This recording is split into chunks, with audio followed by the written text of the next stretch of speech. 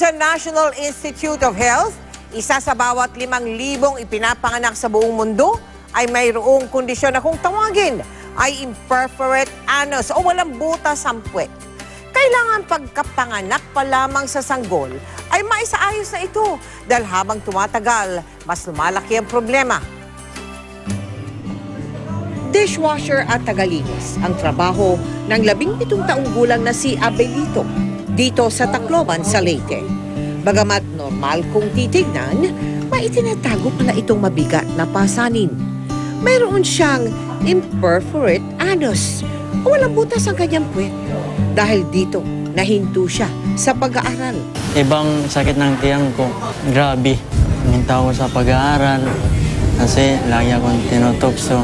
Inaano ko na lang sa tawanan kahit meron akong diferensya. Ayon sa doktor, isa itong congenital defect. Karaniwang nauugnay sa abnormal na pagbuo ng fetus habang nasa sinapupunan pa ng kanyang ina. Marami pong klase ang imperforate anus, no? Meron talagang walang butas ang puwet o meron naman siyang butas pero maliit. Karaniwang nagkakaproblema rin ang mga muscles at nerves na kinakailangan sa pagdumi ng pasyente.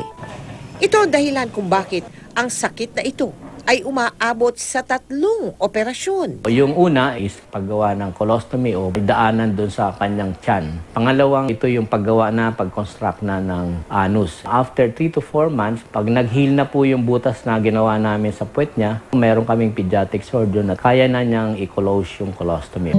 Sinamahan natin siya pagpa-opera nito lamang nakaraang linggo sa isinagawang surgical mission sa Tacloban. Matapos ang halos 1 oras na operasyon, maginhawa na ang kanyang pakiramdam. Ang payo ng doktor kay Abelito, kumain ng mga pagkaing mayaman sa fiber. Mga kamote, anything na fiber, mga root crops.